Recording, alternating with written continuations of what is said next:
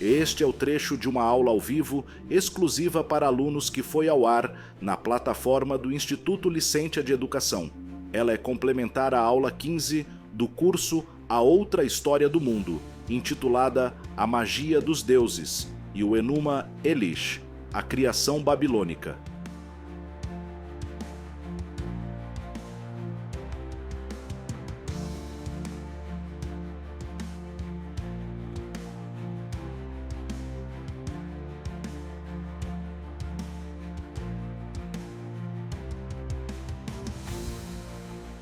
Olá pessoal, boa noite.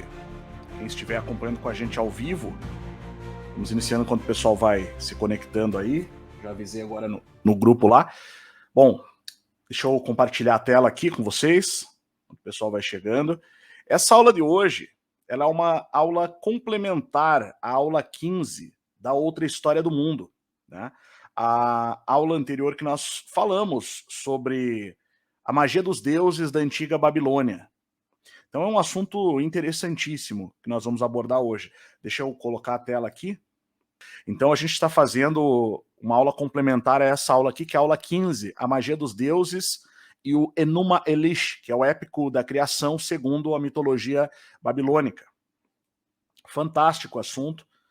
É um assunto muito interessante, que ele dá pano para manga e abre muitas ramificações aí, né? E as aulas ao vivo estão aqui embaixo. Então hoje a gente está nessa aula aqui, a magia dos deuses Anunnakis e os anjos caídos, tá? Então tem esse arquivo em PDF, que é um texto que eu elaborei aqui para essa aula aqui, tá? Deixa eu puxar o PDF para a gente aqui, para a gente ir acompanhando, ter ele como um guia. Bom, começando então sobre a natureza dos deuses, os Anunnakis e a magia no cosmos. Deuses e anjos caídos, há uma diferença entre os deuses antigos e os anjos caídos, tá?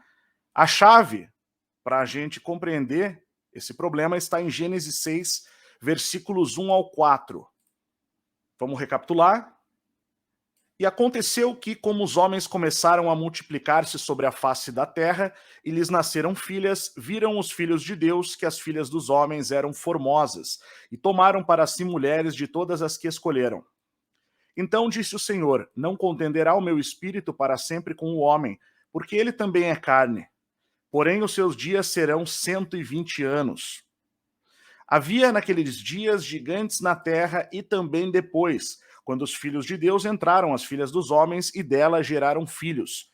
Estes eram os valentes que houve na antiguidade, os homens de fama. Tá? Aí eu chamo a atenção para essa questão. Isso aqui vai ser antes do dilúvio, né? Antes do dilúvio. Então, ele diz aqui, a gente já viu isso, mas eu vou recapitular rapidamente. Havia naqueles dias gigantes na terra, e também depois, vírgula, quando os filhos de Deus entraram as filhas dos homens e delas geraram filhos. Então, havia gigantes quando os filhos de Deus, né, antes, e também depois, quando os filhos de Deus entraram as filhas dos homens e geraram filhos. Por isso que há sempre essa conclusão de que havia gigantes quando os anjos fizeram filhos e filhas, né, ou fizeram filhos das filhas dos homens. Havia gigantes nesse período, mas já havia antes também. E estes eram os valentes que houve na antiguidade, os homens de fama. Tá? Na mitologia, essa combinação dos deuses, no caso, tá, com as mulheres humanas, quando era um deus com uma mulher humana, gerava um semideus. Então muitos eram semideuses, como Perseu e muitos outros ali nas mitologias, né?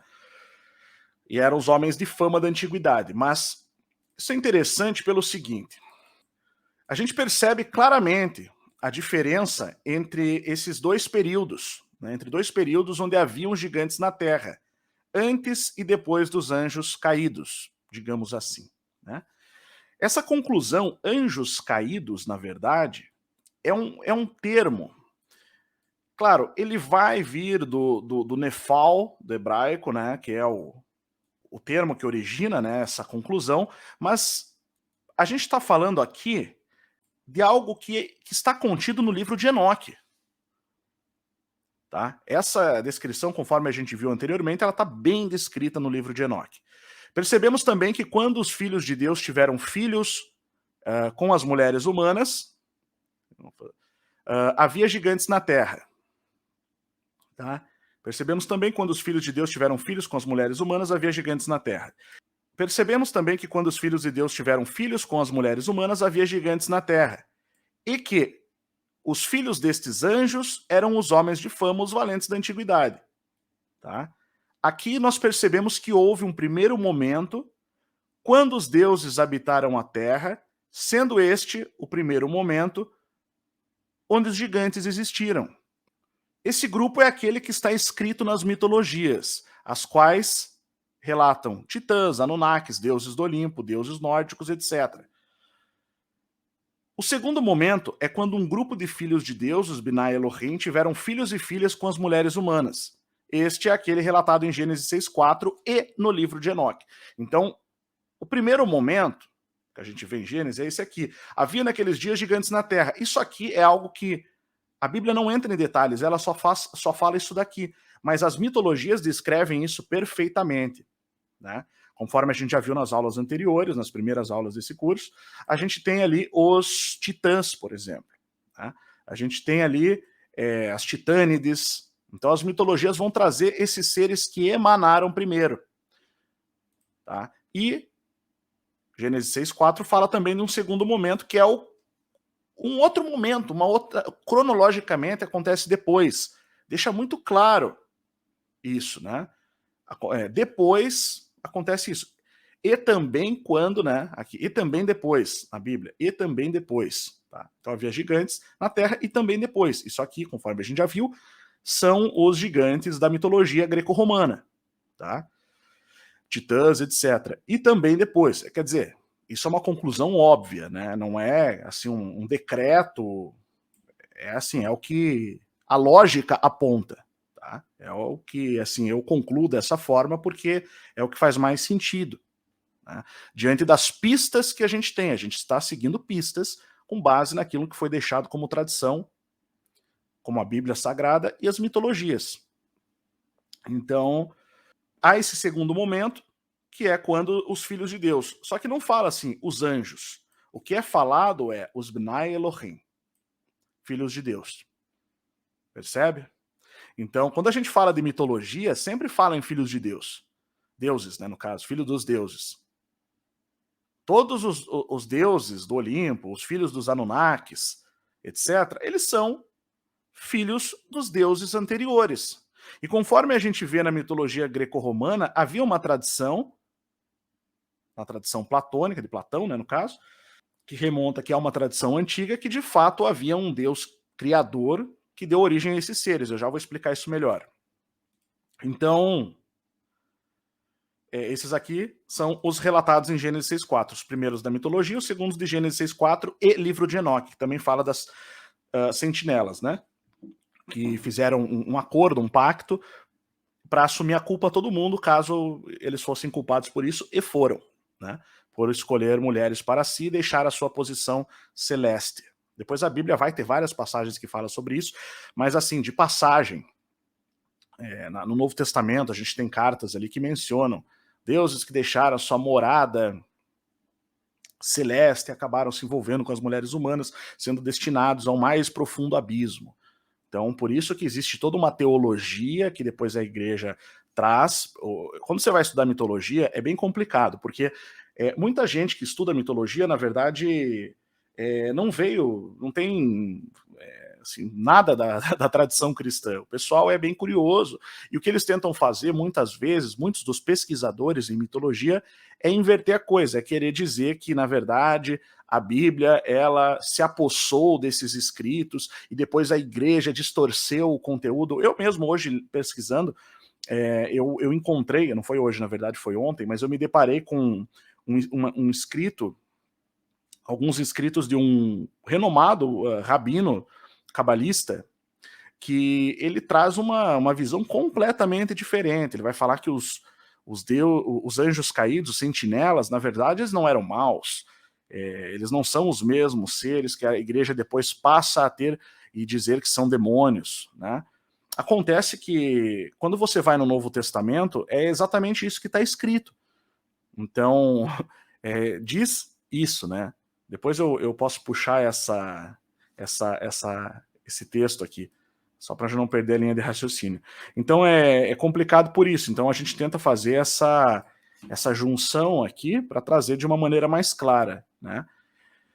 Mas o ponto que importa aqui para o nosso estudo é: o primeiro grupo, então, gigantes, Anunnakis, deuses do Olimpo, deuses nórdicos, etc. Por que eu coloco titãs, Anunnakis, deuses do Olimpo, etc., como se fosse uma coisa só? Porque a gente já viu que existem correspondentes, né? Você pega lá Marduk na Babilônia, que é um deus Anunnaki, que existe um equivalente grego, que existe um equivalente cananita, né? Vamos chamar de Baal. Alguns vão dizer que é Zeus, que é o deus do trovão, né? Outros vão apontar como... Já pensaram também que fosse Cronos, mas a maior parte vai pensar que é Zeus, dos mitologistas, né? Então é a mesma coisa, só mudam os nomes, na verdade, e o período e a obra que eles estavam fazendo naquele momento, tá? Fique atento que isso vai ser bem esclarecido no decorrer dessa aula. O segundo momento é quando um grupo de filhos de Deus, os Binai Elohim, tiveram filhos e filhas com as mulheres humanas, né? Este é aquele relatado em Gênesis 6:4 no livro de Enoque. É possível notar que existe uma semelhança ontológica, né? Isso diz respeito à natureza do ser. Então existe uma semelhança ontológica nestes seres, embora eles não sejam os mesmos. O primeiro grupo, pela narrativa bíblica, é anterior ao segundo. Por que eu estou falando isso? Por causa disso daqui. E também depois, né? Então, há uma narrativa de cronologia aqui segundo a Bíblia. Então, na narrativa bíblica, existe essa diferença de cronologia, né? O primeiro grupo, então, pela narrativa bíblica, é anterior ao segundo. Os deuses das mitologias são anteriores. Isso a gente vai entender essa lógica. Por que isso acontece? Vamos dar sequência que eu vou explicando. Esses eram os primeiros deuses a nascer das águas do caos, as águas primordiais, emergindo na Terra. A palavra emersão significa elevar-se da água, elevar-se pela água, através de um líquido, surgir de um líquido.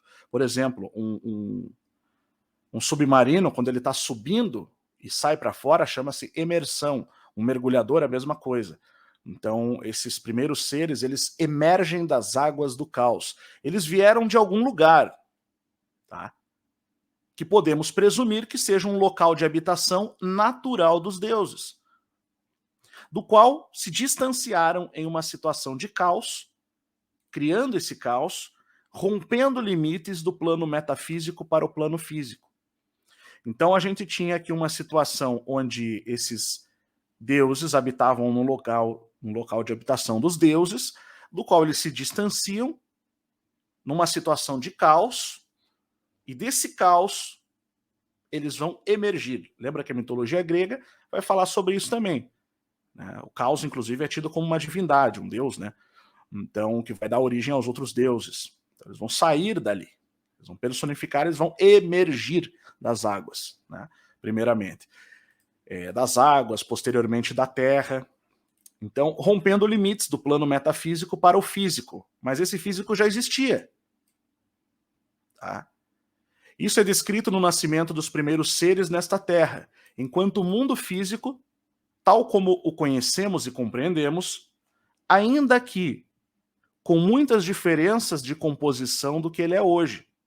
Tá? Então, nascimento dos primeiros seres na Terra é descrito nas mitologias nesse mundo físico como compreendemos, mas ele não era igual, ele tinha diferenças de composição do que ele é hoje. Diferenças de forma da natureza, né? De atmosfera, de níveis de oxigênio, de intensidade de campo eletromagnético, de formação das terras em relação às águas, ou seja, dos continentes e oceanos, né? Então era uma coisa diferente, mas era um mundo físico. Mas ainda assim, tratando-se de um plano físico natural, posterior à emersão desses primeiros deuses para este mundo. Tá? Então foi um período posterior a essa emersão. O mundo que fora, de acordo com Platão, uma criação daquele a quem os gregos, e não os gnósticos, lembrando, né, chamaram de demiurgo, o deus criador deste enorme ser chamado Terra. Então, Platão, lembra que a gente viu, ele diz que a Terra é um grande ser que foi criado pelo Deus criador, o Deus supremo, o Deus original, que não está no panteão grego, aquele que era chamado de Deus, Deus desconhecido, que depois o apóstolo Paulo vai dizer, não, esse aqui é o verdadeiro, esse aqui é o Deus que criou os demais. E realmente eles acreditavam nisso, a gente vê por Platão. Platão é anterior ao apóstolo Paulo. Compreende? Então, na verdade, o Deus criador criou a Terra e depois, só que havia ali águas, né? Digamos assim. E esses seres começam a nascer na Terra. Eles caem. Logo, primeiro, Deus criou a Terra. Então, esses deuses menores e criados, por algum motivo, descem a Terra, emergindo nela como os primeiros seres a habitarem-na. Então, há uma lógica. Começa a compreender como começa a fazer sentido e fechar as peças do quebra-cabeça, pelo menos aparentemente, é o que a gente conclui. Pelo menos eu concluo dessa forma. Então, esses foram os deuses descritos na mitologia mesopotâmica, egípcia e greco-romana. Lembrando que eu vou dar o exemplo, depois eu vou falar, mas a gente vai ter Marduk, que vai ter um filho chamado Tammuz. Tammuz é o Amon da mitologia egípcia. A gente viu também que Afrodite tem uma versão egípcia, que os próprios egípcios passaram dessa forma para Solon, segundo o diálogo de Platão, né? Então, esses foram os primeiros deuses a vir, de fato, né? Por muito tempo, esses seres trataram de compor uma ordem universal sobre o mundo físico. Eles eram encarregados dessa ordem universal. Eles governavam, de fato, nesse mundo físico.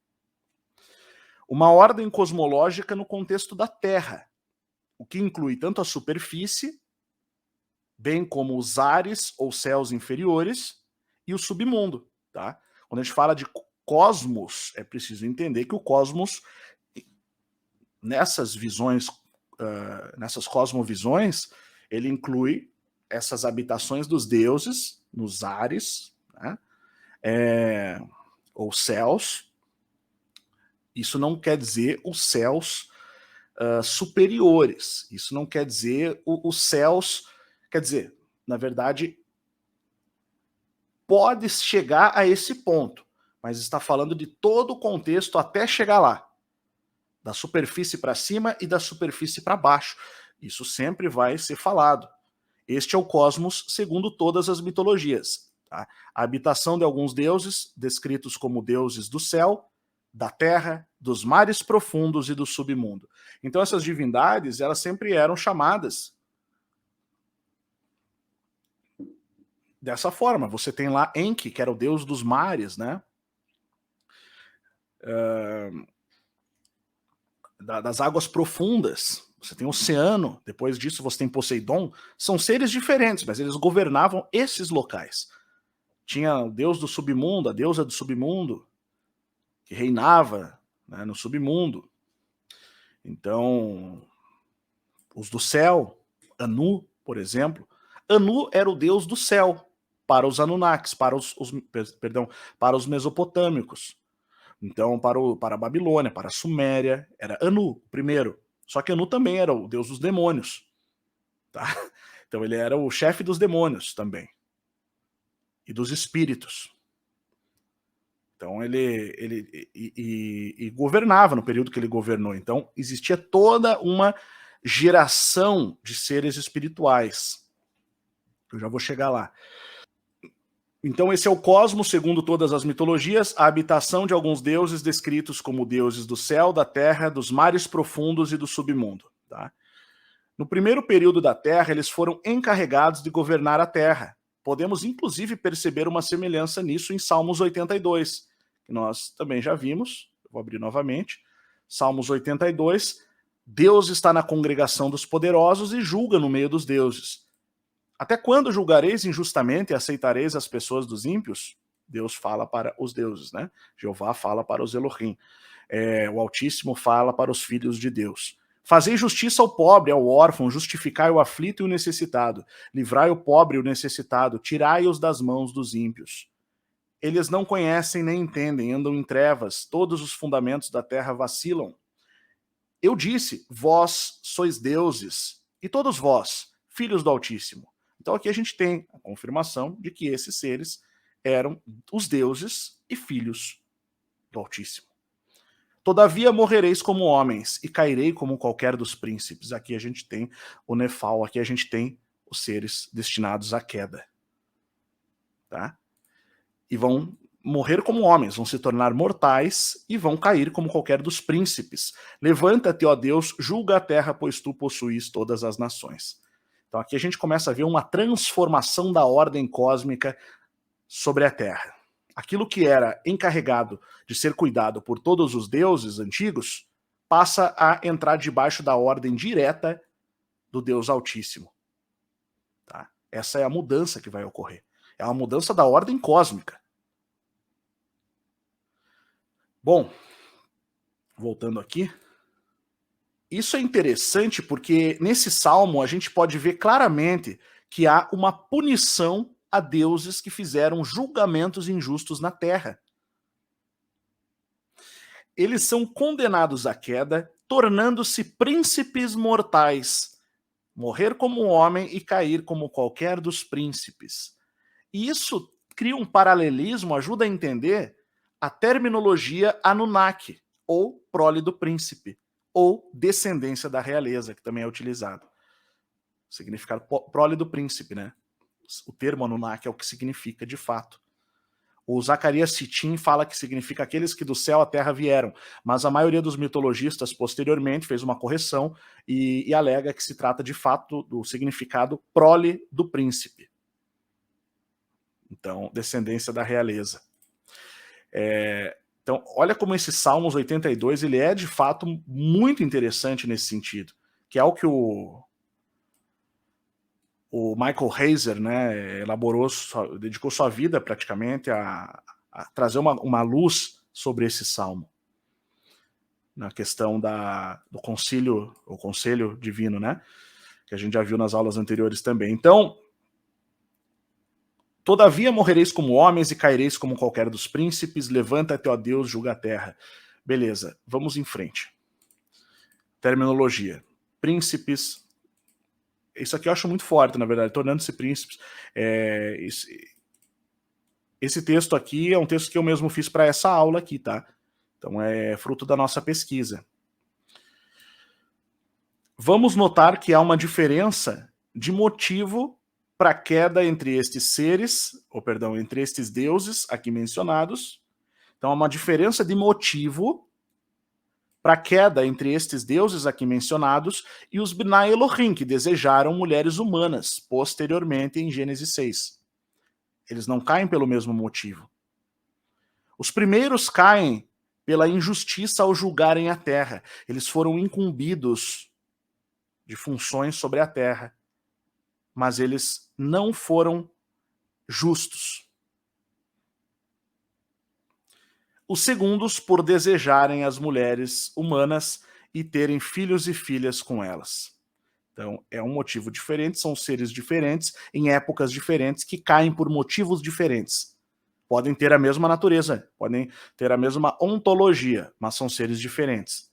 Os anjos e os deuses, os sentinelas, os filhos de Deus, os Bnai Elohim. Né? Na verdade, o termo é Bnai Elohim, não usa o termo anjo, malach, né? Mas a gente vai entender que se trata, ou deduzir que se trata de anjos, com base em outras passagens bíblicas, outros versículos, e principalmente no livro de Enoque, que também isso foi levado em conta, né? Os sentinelas. Tá? Mas há divergência sobre isso. Há quem acredite que eram seres diferentes, né? Não eram, assim, digamos, a mesma espécie de seres. Tá? Há visões diferentes sobre isso. Para mim, na minha opinião, parece que são seres de uma natureza, se não igual, muito parecida. Tá? Ainda que exista uma diferença cronológica mencionada no Havia Gigantes na Terra e também depois de Gênesis 6, é possível que ontologicamente fossem seres com a mesma natureza divina, conforme eu acabei de falar. Em ambos os casos, mitologia e Bíblia, fala-se de deuses ou filhos de Deus. Bnai Elohim. Tá? Então, deuses e filhos de Deus. Isso aqui ajuda a corroborar que trata-se, né? Os filhos de Deus e os deuses são os mesmos seres. Tá?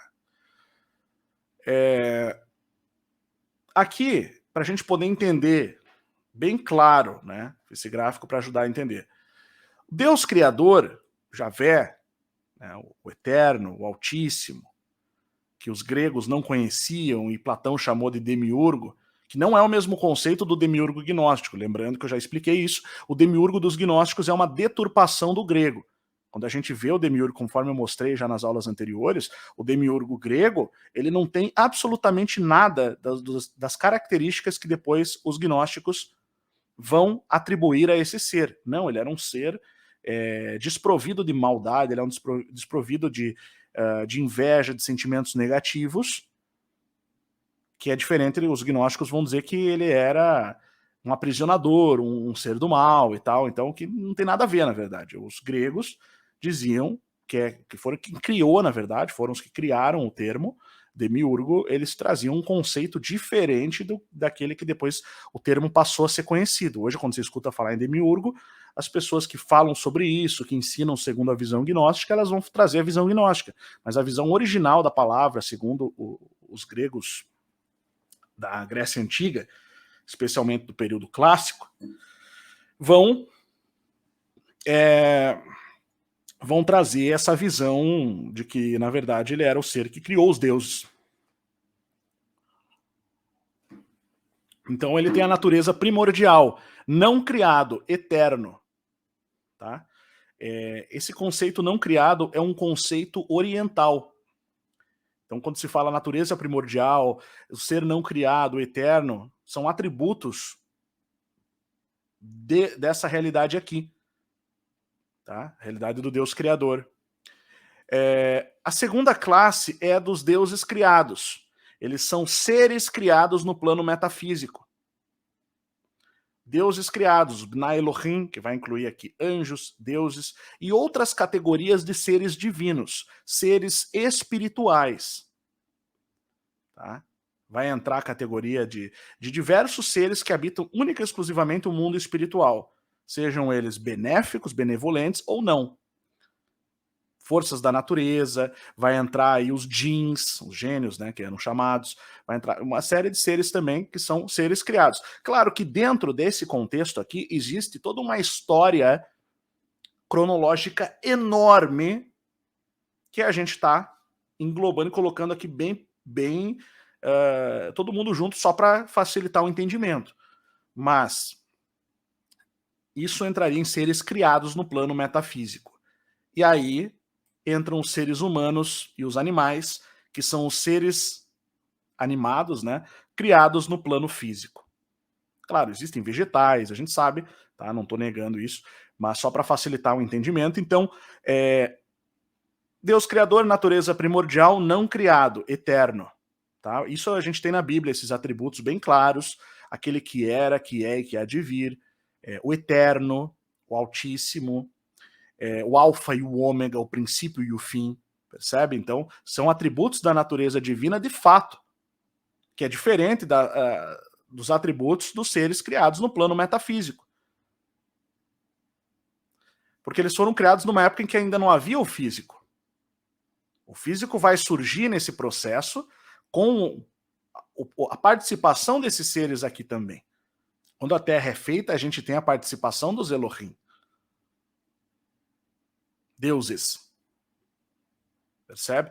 Então, o Gênesis ele vai resumir um processo que não entra tanto em detalhes, ele só dá pistas. Tá? Então você tem a participação do Deus Criador, que vai dar uma palavra de comando. Essa questão é muito importante, porque quando você vai ler a mitologia babilônica, por exemplo, eles usam essa questão. Os deuses, eles querem ter o direito à palavra de comando, conforme eu mostrei na aula 15, o Marduk, ele pede para o Enki, seu pai, que se ele conseguir derrotar Tiamat, lhe seja dado o poder da palavra de comando sobre os deuses. Então ele quer ter o poder de mandar e os outros fazerem o que ele manda. Muito interessante. E depois, finalmente, os seres humanos, né, e animais, seres criados no plano físico. Inclusive, esses seres aqui, quando nascem no plano físico. Quando passam a habitar o mundo físico. Quando passam por esse processo aqui dos Salmos 82, todavia morrereis como homem e caireis como qualquer dos príncipes. Passa a entrar num processo mortal. Eles vão entrar nesse nível. De fato, é uma queda, porque a gente vê claramente isso, né? É uma consequência. Bom, então, o segundo ponto aqui para a gente entrar, a magia e as artes divinatórias, que foi outro assunto que nós abordamos nas 2 últimas aulas, né? Também, junto com o conteúdo da aula, das aulas editadas no caso, né? As aulas que estão aqui. Deixa eu mostrar aqui uma questão, contando com as aulas bônus, evidentemente. Então, as 2 aulas que nós vimos isso foram as aulas... o tempo em que os anjos ensinaram segredos às mulheres da terra, e a magia dos deuses e o Enuma Elish, a criação babilônica. Tá? Vamos lá. Então, Deus é chamado de Criador, pois só ele é capaz de gerar a vida em si mesmo. Então ele é o Criador. Os seres criados, sejam eles homens, anjos ou deuses, não podem criar o mundo, mas podem manipular e organizar aquilo que existe. Então eles não são criadores, na verdade, eles têm a habilidade de manipular aquilo que existe. A diferença é que um ser humano, ele vai manipular como um engenheiro, como um construtor, enquanto que um ser metafísico, um ser mais elevado, ele vai fazer isso usando um conhecimento superior. Ele vai manipular a matéria, ele vai manipular raios e trovões, ele vai manipular mares, ventos, furacões. Percebe? Então, é a mesma coisa, na verdade, só que num nível superior de poder interferir na realidade. Né? Existem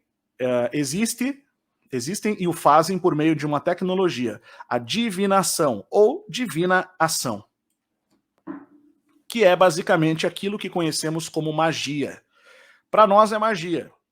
Para estes seres é a tecnologia. A gente viu ontem na mitologia, na aula 15, perdão, na mitologia babilônica, a gente viu como esses seres, eles usavam de feitiços. Marduk, quando combateu contra Tiamat, ele usou de feitiços. Saía feitiços de sua boca e ele usava armas criadas ali, né, para atacar. Uma delas era um vento diferente. Depois ele vem com Vajra, que emite raios, que é a mesma arma que os deuses indianos, hindus, são descritos utilizando. Zeus também, Thor, né, os deus do trovão, né, Thor do nórdico, Zeus grego, enfim. Mas esta é uma tecnologia restrita aos deuses e proibida aos homens, conforme a gente viu também nas aulas anteriores. O motivo da grande transgressão é ter acesso a esse conhecimento. Isso é motivo de briga, né? Nos campos superiores da realidade, entre o próprio Deus criador e os deuses criados que se rebelam contra isso, né?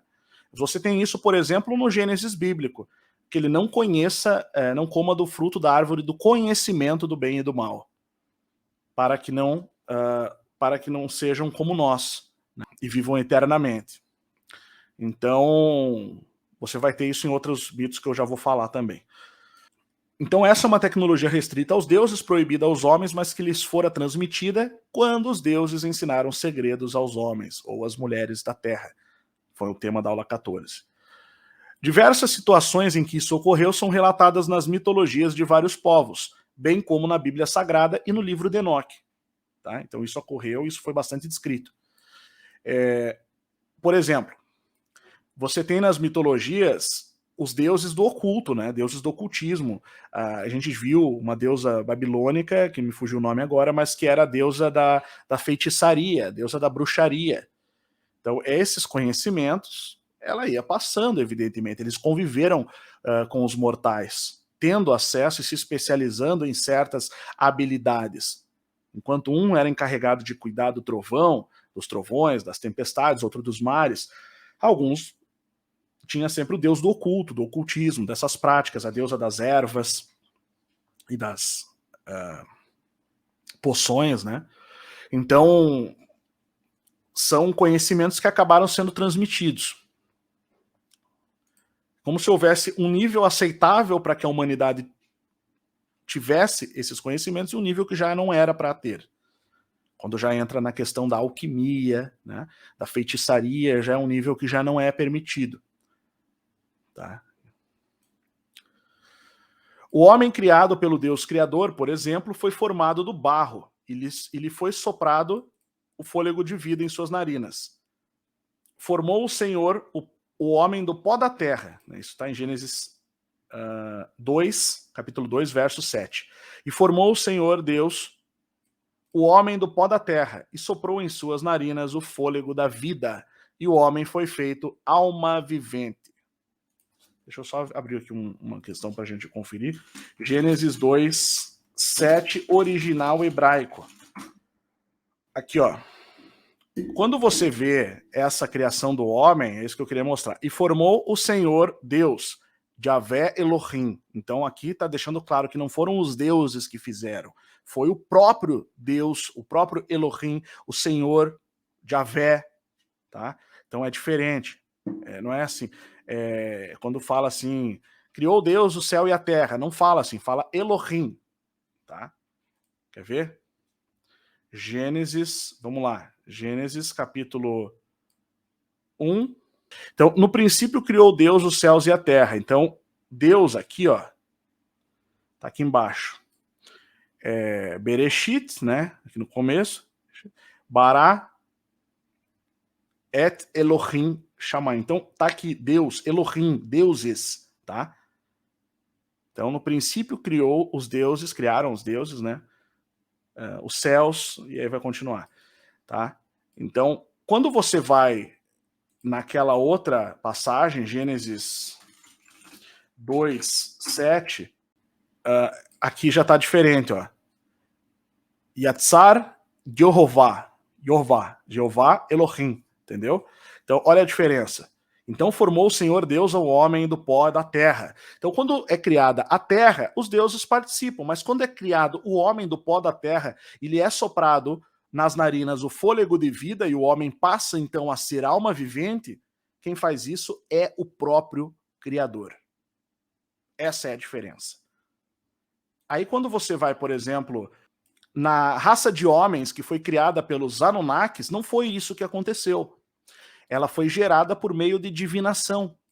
Então, esse negócio de criar homens do barro era possível de ser feito pelas artes divinatórias, mas não dessa maneira que o Deus Criador fazia. Ou seja, como ele tem vida em si mesmo, ele é o criador da vida, ele é o eterno, ele sopra o fôlego, aqui eu escrevi errado, sobrado, eu vou arrumar depois no arquivo que vai ficar ali disponível, tá? Soprado. Ele foi soprado o fôlego de vida direto em suas narinas. Já no caso da raça de homens criada pelos Anunnakis, não é o que acontece. Ela é gerada pelo meio do sacrifício de sangue de um dos deuses com derramamento de sangue. Esses deuses na época já estavam na Terra, tá? Então já estavam emersos, já haviam emergido na Terra. Eles não estavam aqui em espírito, ou numa forma metafísica, estavam aqui na Terra. Então, há o sacrifício de um dos deuses com derramamento de sangue por meio de um ritual onde é criada a raça de homens.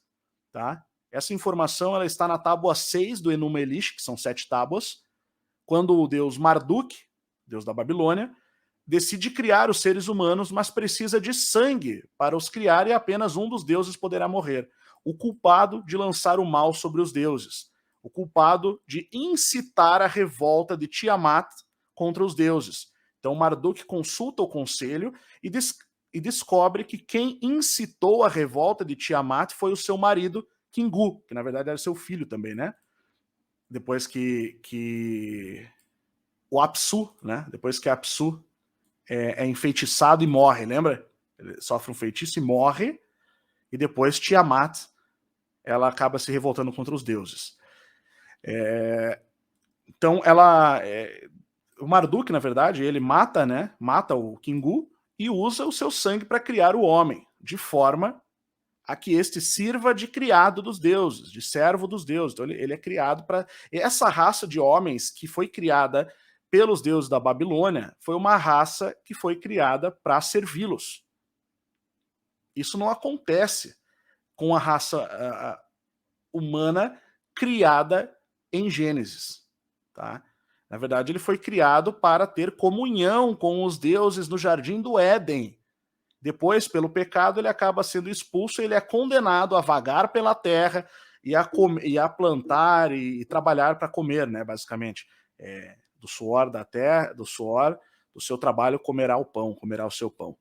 Então, em nenhum momento, o ser humano adâmico, a raça humana adâmica, ela é condenada ou melhor, ela é criada, qualquer coisa, para servir e trabalhar no lugar dos deuses. Isso acontece com essa raça de seres humanos, ou raça de homens, na verdade, né?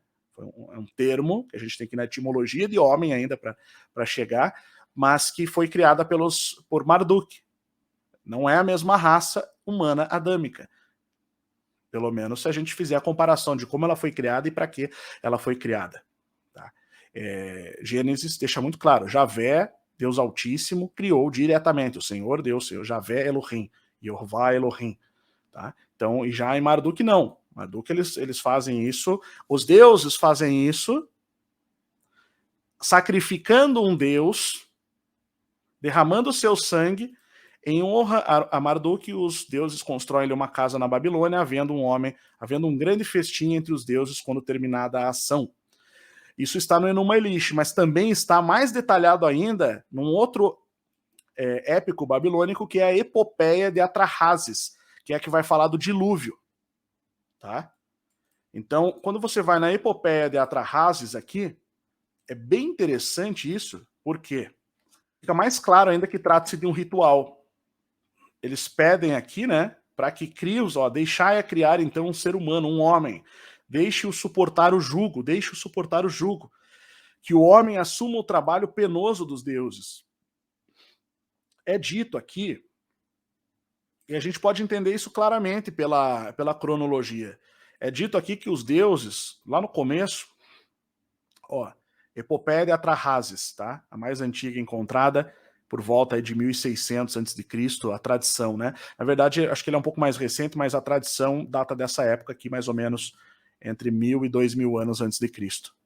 Provavelmente mais 1500 a 2000 anos, por isso que eles colocaram aqui 1600.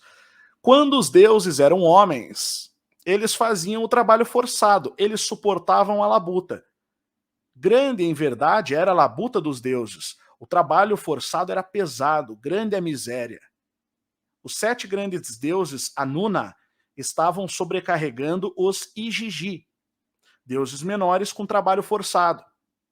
E aí vai ter toda a questão ali, eles estavam cavando os canais de água, etc. Só que isso daqui, cronologicamente, você vai lá os reis da Suméria, que a gente já viu em aulas anteriores, a lista dos reis da Suméria, tá? Isso acontece lá atrás, quando Alulim, esses primeiros deuses aqui começam a governar a antiga Suméria. Então a gente vai voltar a 454.600 anos, ano 4.654 a 3.888, não é antes de Cristo, é antes do dilúvio. Tá? Então a gente está falando de 454.600 anos até 388.000 foi que esse governante aqui, o Alulim, no caso, né, governou a Suméria. Tá? Então, a gente percebe aqui que, inclusive, esses governantes aqui, eles são posteriores a essa batalha toda de Enlil, né? Então isso aqui é quando já estava meio que estabelecida a civilização ali. Então a gente está falando de um período muito anterior ao dilúvio. Quando a gente vai falar sobre Adão, de Adão a Noé, por exemplo, a gente não tem toda essa quantidade aqui, essa genealogia. Então, vamos lá, cronologia de Adão a Noé. Vamos comparar aqui. Adão viveu 930 anos e Noé, deixa eu pegar aqui se tem algum gráfico fácil. Isso aqui eu não ia mostrar, mas já dá para a gente ver, para a gente ter uma ideia. Existem cronologias da Bíblia, né, que elas vão trazer alguns anos atrás aqui. Deixa eu ver. Aqui, ó.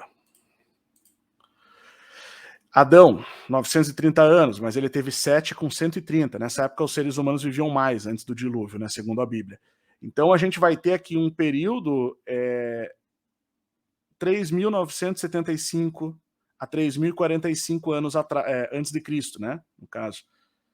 3.845 a 2.933. Há diferenças dessas cronologias, segundo interpretações, mas isso daqui é o que é descrito na Bíblia, naquela parte já em Gênesis, onde fala da genealogia, que é descrito em detalhes quantos anos viveu, com quantos anos ele teve seu filho, depois seu filho teve seu outro filho com tantos anos. Então, isso aqui é o que está colocado aqui nesse gráfico. Então, a gente começa em 3.975 na raça adâmica. Tá? A raça adâmica começa aqui, tá? Até Noé, percebe? É isso mesmo, até chegar em Moisés ali embaixo, tá? Então, 3.000 e pouco. Quando você vai falar da lista dos reis sumérios, a gente está falando de 454 mil anos atrás, no Alulim, que alguns acreditam ser o próprio Adapa, né? Um dos deuses criados ali, o homem criado, no caso, pelos Anunnakis. Então há uma diferença cronológica gritante. Muita gente fala que é a mesma coisa. Adão é a Adapa dos sumérios. Tá, mas então por que há esse gap, esse espaço gigantesco de tempo? Né? Então, por exemplo, depois do Alulim, a gente vai ter aqui, inclusive, o próprio Tamuzi, que é o deus Tammuz. Esse deus aparece na Bíblia. Eu já vou mostrar para vocês. Então, olha só. É um dos que governou ali na época de 201.600 anos antes de Cristo, né? Antes do dilúvio, perdão. Não antes de Cristo, antes do dilúvio. Então, aqui, os períodos eram diferentes, né? Eles usavam uma unidade. Os reis antediluvianos, lendários ou anteriores ao século 26 a.C., seus reinados eram medidos em sars, que era um período de 3.600 anos. Tá? A seguinte unidade, até 60 no sistema sumério, que seria os ners, né? 3.600 igual a 60 vezes 60.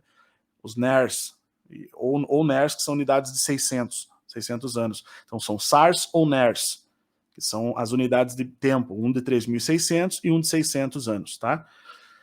Bom, então a gente viu uma diferença que não tem como ser a mesma coisa. Tá? A minha conclusão é essa, não tem como ser a mesma coisa. Tá? O ser humano adâmico, em outras palavras, não é o ser humano criado pelos sumérios. É um período diferente e depois, e por isso a gente tem lá o Gênesis 82, Salmos 82, perdão, onde assim Deus Altíssimo, né, Jeová, ele se cansa de muita coisa que está acontecendo na Terra e ele vai, então, mudar as coisas. E aí vai ter toda a sua intervenção. Adão, depois vai ter Noé, depois vai ter a criação, a escolha de uma nação, uma promessa com Abraão e uma nação escolhida em Israel. Tá? As 12 tribos de Israel. Então, basicamente é isso. Agora, quando você estava falando aqui na epopeia de Atrahasis, conforme eu falei, a gente vai na hora que ele vai criar o homem, né? Falar que o homem vai assumir o trabalho penoso dos deuses. Então, esse foi uma outra humanidade. Tá? E convocou e perguntou à deusa, a parteira dos deuses, sábia Mami: você vai ser a deusa do nascimento e criadora da humanidade? Crie um ser humano para suportar o jugo. Deixe-o suportar o jugo, a tarefa de Enlil. Será deixar o homem assumir o trabalho penoso dos deuses. Tá? Nintu, preparada para falar, disse aos Anunnaki, grandes deuses: não é para eu fazê-lo, a tarefa é de Enki. Ele é que limpa tudo. Deixe-o ele é o deus das águas, né? Então, deixai-o fornecer a argila para que eu possa elaborar. Em que preparado para falar, disse aos grandes deuses: no primeiro, 7º e 15º dia do mês, deixe-me criar uma purificação, um banho. Olha que interessante. Há algo que vem realmente de um padrão celeste, né? Que estava sendo instituído na Terra, que é a purificação, o banho. Como a gente tem, inclusive, a purificação é o batismo na visão cristã. Então a gente vê que essas linguagens, elas são linguagens divinas, que provêm, de fato, do padrão celeste. Né? Ainda que esses seres, nessa época, ainda estavam num processo de limpar a terra, a gente vê que é um padrão que eles tiraram de algum lugar. Né? Provavelmente do reino dos deuses anterior à sua descida. Tá? Mas há essa questão da água como purificação. Então, aí ele fala, deixai um deus ser abatido. Em seguida, deixai o deus ser purificado por imersão. Olha só, mais uma vez. Nintu, vamos misturar a argila com a carne e o sangue desse deus. Então aqui a gente vê os próprios deuses, conforme eu falei, totalmente diferente do que a gente tem em Gênesis. Né? Gênesis você tem, conforme a gente viu, o próprio Javé Elohim, o Deus dos deuses, o Deus criador, o Deus supremo, altíssimo, não criado, eterno. E aqui a gente tem um processo onde os deuses vão fazer ali é meio que um ritual, na verdade, né? Porque eles vão misturar a argila com a carne e o sangue desse Deus, que esse mesmo Deus e o homem sejam completamente misturados à argila, e vamos ouvir os tambores pelo resto dos tempos. A partir da carne do Deus deve um espírito permanecer. Deixai-o vivo para saberem o seu significado, para que não lhe seja permitido esquecer que o espírito permanece. Né? Então, esse ser que eles criaram, esse homem, eles precisaram desse sacrifício pelo sangue, pela carne e pelo espírito desse Deus para que ele se tornasse ali uma alma vivente. Como se eles estivessem pegando a essência daquele ser e transportando para um outro. É uma manipulação da matéria, da realidade num nível metafísico. Eles estão pegando a própria essência daquele Deus e transportando-a para um outro ser. Quando você fala em Gênesis, você não tem isso. Então formou o Senhor Deus ao homem do pó da terra e lhe soprou nas narinas o fôlego de vida e o homem passou a ser alma vivente. Então, bem claro, Deus, Jeová, ao homem, ele soprou o fôlego de vida, porque ele não precisa sacrificar um outro Deus, porque é ele quem dá a vida, porque ele tem a vida em si mesmo. Ele entra naquela categoria que eu havia mostrado. Né? Ele é o ser, Deus criador, natureza primordial, não criado, eterno. Esses seres aqui, que eram chamados de deuses pelas mitologias, eles são seres criados nesse plano metafísico. Tá? Então eles conhecem essa tecnologia, mas eles estavam já nessa época habitando como homens. Tá? Então eles já estavam no plano físico. Eles foram criados no plano metafísico, caindo ao plano físico. Percebe? Então eles vão usar o seu conhecimento, eles vão usar essa tecnologia metafísica, essa magia, né, para criar um ser humano da época, um outro homem. Não o mesmo homem adâmico. Então, diz ali então, os grandes deuses Anunnaki que administram os destinos. Na época, né? Responderam sim na Assembleia. Tá? No primeiro, 7º, 15º dia do mês, Enki estabeleceu uma purificação, um banho. Mataram ao Ilu, aqui está com outro nome, que teve a inspiração em sua montagem. Aqui está no nome diferente do que está lá no Enuma Elish, né? Aqui está no Atrahasis, que é outro épico babilônico. Que teve a inspiração em sua montagem. Nintu, deusa, misturou a argila com a carne e o sangue do deus que foi morto. Esse mesmo deus e o homem foram completamente misturados com barro. Eu já falei isso, né? Na magia cabalista, você tem ali a magia de criar o golem, que é um ser artificial a partir do barro. Isso vem daí, vem dessas tecnologias antigas, que foram passadas através do misticismo e das religiões pagãs antigas para a humanidade, perdão, por esses seres para a humanidade. Tá? Esse mesmo Deus e o homem foram completamente misturados com barro. Durante o resto do tempo eles iriam ouvir o tambor. Então ficaram ainda tocando tambor enquanto derramavam o sangue tocavam tambor enquanto faziam essa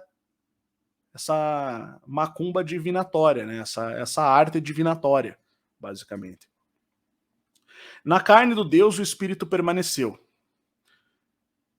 Então a essência dele ficou, o espírito dele ficou nessa carne que se misturou com o barro e ele foi, com os tambores e o sangue do Deus, fizeram essa humanidade dos Anunnakis, né?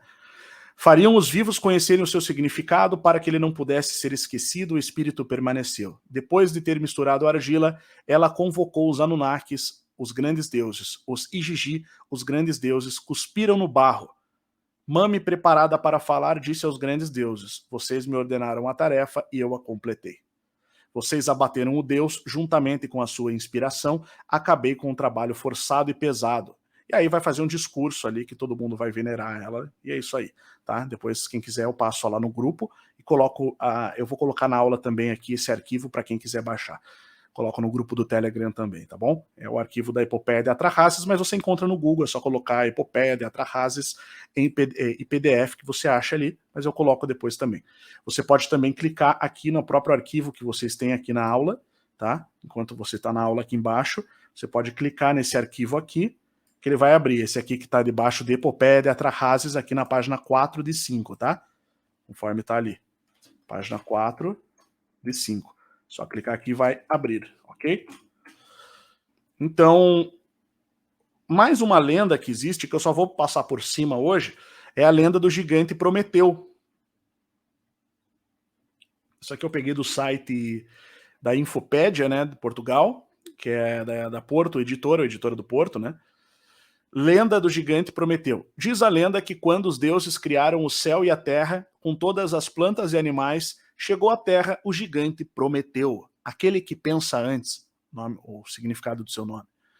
Descendente dos titãs, destronados por Zeus, Prometeu, com um pouco de argila e água, criou o homem à imagem dos deuses para que reinasse sobre a terra. Das almas dos animais, escolheu algumas características que juntou à sua obra. Atena, a deusa da sabedoria, impressionada, insuflou no homem o espírito.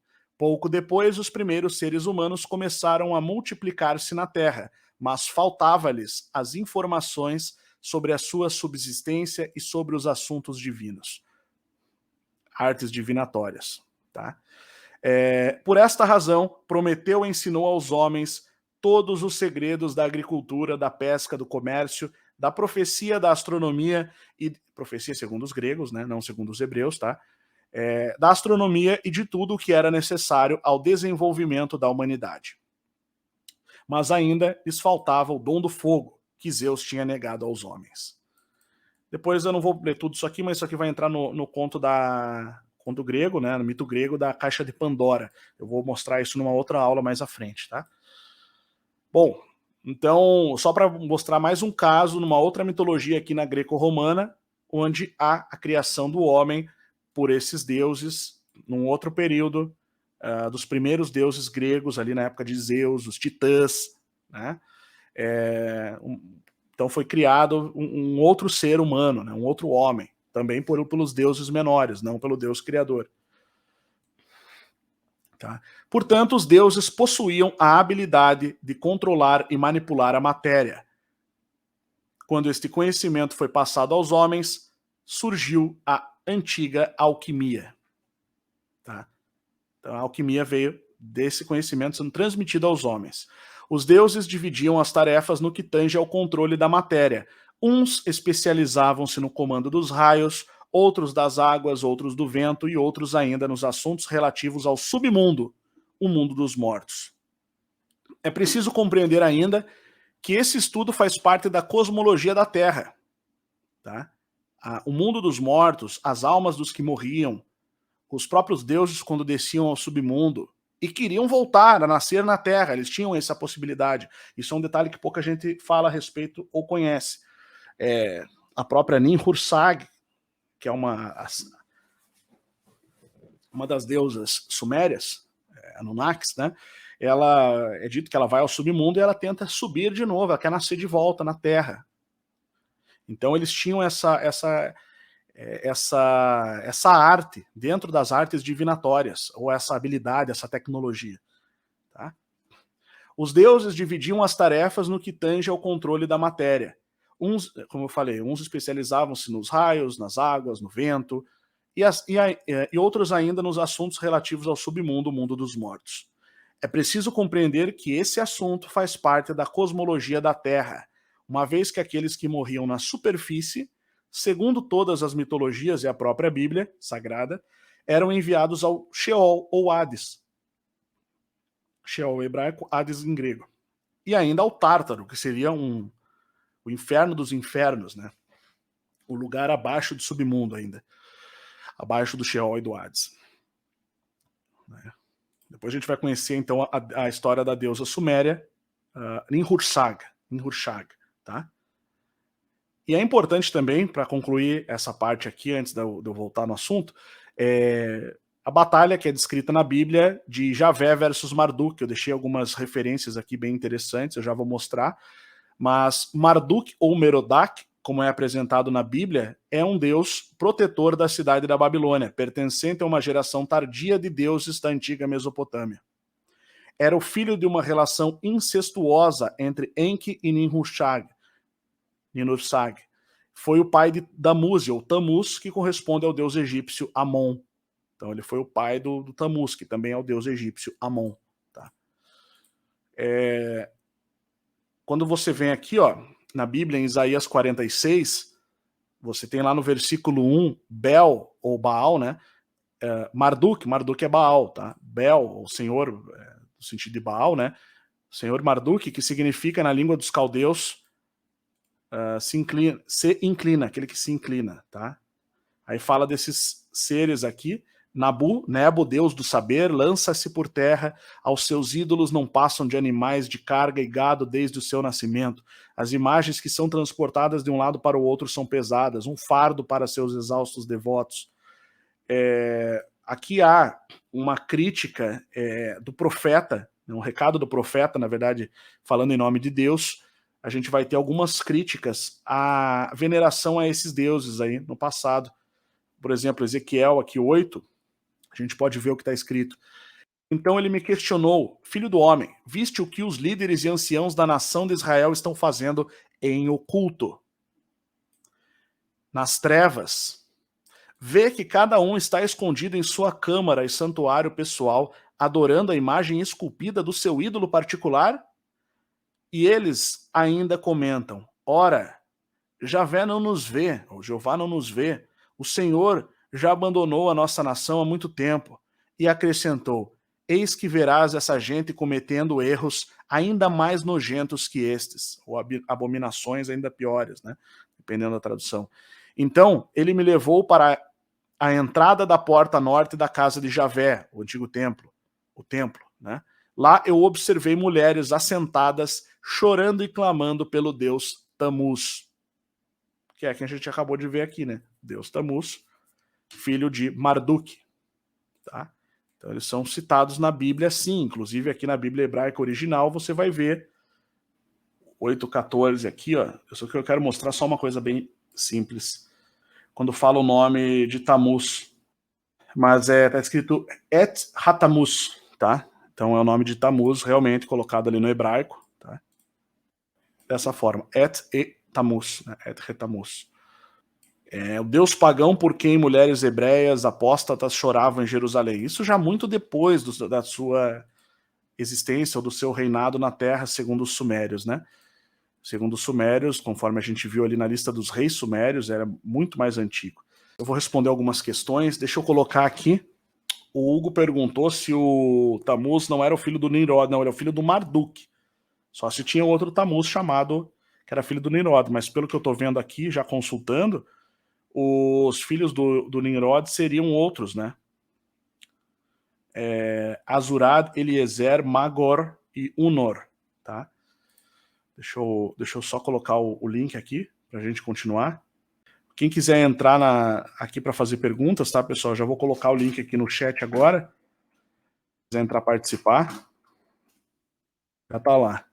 Instituto Licentia de Educação, o portal do conhecimento profundo. Você está pronto para mergulhar no mais profundo conhecimento? bem-vindo ao Instituto Licentia de Educação, onde a aprendizagem se transforma em uma jornada fascinante e enriquecedora. Por que o Instituto Licentia? Conteúdo exclusivo. Somos a plataforma com o melhor e mais completo conteúdo fechado da internet sobre pesquisas de assuntos ocultados. Nossos conteúdos são cuidadosamente elaborados por especialistas e abordam temas que vão muito além do superficial. Didática aprofundada. Aprenda de forma didática e aprofundada. Não nos contentamos com o básico. Queremos que você compreenda os conceitos em sua essência. Cultura, restauração e resgate. No Instituto Licentia, não apenas ensinamos, mas também moldamos uma nova cultura. Valorizamos tradições perdidas e buscamos restaurar o conhecimento perdido em nossa sociedade. Instituto Licentia de Educação, revelando o conhecimento. Comunidade integrada.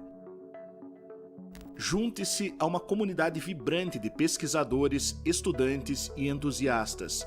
Troque ideias, debata e aprofunde seu aprendizado. Caderno virtual. No caderno virtual, você faz mais do que anotações. Você registra seus insights profundos e faz pesquisa enquanto assiste às aulas. Registre suas descobertas para escrever a sua história. Biblioteca Licentia.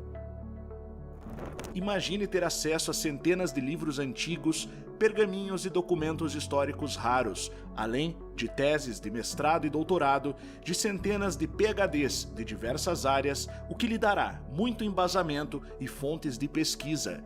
Na Biblioteca Licentia, você encontrará fontes autênticas que revelam nosso verdadeiro passado. Esses tesouros literários servem como base para as nossas elaboradíssimas videoaulas e você terá total acesso a tudo isso. A plataforma de ensino com o melhor conteúdo fechado da internet. A outra história do mundo. Módulos. A saga dos Elohim e a pré-criação do mundo. Os deuses Arcontes e o Demiurgo. Atlântida e Hiperbórea. E o Enuma Elish da Babilônia. O éter e a divisão dos eons. Grande Tartária e Dilúvio. Tartária, a realeza sagrada e o verdadeiro Graal, a era cristã e o rei do mundo, além de aulas ao vivo. Verdadeira história do Brasil. Os módulos são Pré-história e o Brasil dos Fenícios, Guerreiras Amazonas e Gregos Antigos, Sumérios e Babilônios, Hebreus de Ofir, a Ioctonia Brasilena, Rei Salomão e a Solimônia Brasilena, Brasil, Profecias e o Quinto Império, Nação Templária, a Ordem de Cristo e o Brasil, o Graal e a Ilha Brasil, Eldorado, a Maçonaria e o Brasil. E agora, o conteúdo Conspiratorium, muito além das teorias de conspiração. Os módulos são estes: Teoria da Conspiração, Illuminati, Casa de Rothschild, Maçonaria, Horda Negra, Quarta Teoria Política, Agenda do Caos. E ainda mais de 60 vídeos de arquivos, somente conteúdo censurado. E que tal o conteúdo Mistérios Não Ditos? Os grandes mistérios da realidade sobrenatural. Módulos Sobrenatural, Demonologia e Ocultismo expostos. Compendium Maleficarum. E ainda, aulas ao vivo. Outro conteúdo? Você quer conteúdos mais científicos? Ok, formate Cosmologia e Ciência. Módulos: Revisão cosmológica e científica. Continuidade física do universo. Terra cratera.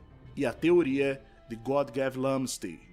Cosmovisão e física quântica. E ainda, para você ter um despertar econômico e novas possibilidades em sua vida prática, Capitalismo Reverso, que tem os módulos A Conquista da Liberdade, Sabedoria Antiga versus Marxismo Moderno, Economia Reversa, Agroecologia e Agroflorestas, Energia Livre, Eletrocultura, Alimentação Agroecológica, Comunidade Viva e Reversão Total. E o conteúdo Escola de Brokers 3.0. Torne-se agora um broker, um agente do mercado internacional, sem precisar investir dinheiro e ganhe em dólares sem sair de casa. A profissão que eu mesmo, Márcio Pichel, fundador do Instituto Licentia, exerci ao longo de 15 anos, com os seguintes módulos: entrando no mercado internacional, fornecedores e clientes, negócios, contratos e jogo de documentos, seja um broker, logística marítima e mais 70 videoaulas curtas de perguntas e respostas com base nas perguntas dos alunos que foram feitas durante as versões 1 e 2 do Escola de Brokers. Essa é a aperfeiçoada versão 3.0. O Instituto Licentia de Educação conta ainda com conteúdos totalmente fora da caixa, como o curso Vibrações Vitais, que te ensina a dominar o poder do magnetismo em seu corpo e mente. O curso de inglês Essencial da Gramática Inglesa, com tudo o que você precisa saber para entender de forma rápida e prática como funciona a língua inglesa. E ainda, o Instituto Licentia traz agora um conteúdo urgente que diz respeito às mudanças que o mundo passa nesse momento, a inteligência artificial e suas implicações para o futuro da humanidade, além da IA. Por isso, vem agora para o Instituto Licentia de Educação e torne-se um ser humano desperto e consciente da realidade. Instituto Licentia de Educação, Perfectionem Humanam, a busca pelo aperfeiçoamento humano. Não perca tempo, matricule-se no Instituto Licentia e comece agora a sua jornada rumo ao conhecimento profundo. Clique abaixo para se inscrever. Escolha o plano que melhor se adequa a você e sua família e embarque agora nessa jornada rumo ao conhecimento profundo. E lembre-se, o ser humano pleno deve aprender a enxergar longe em todas as direções. Eu sou Márcio Pichel e você está no Instituto Licentia. Seja bem-vindo.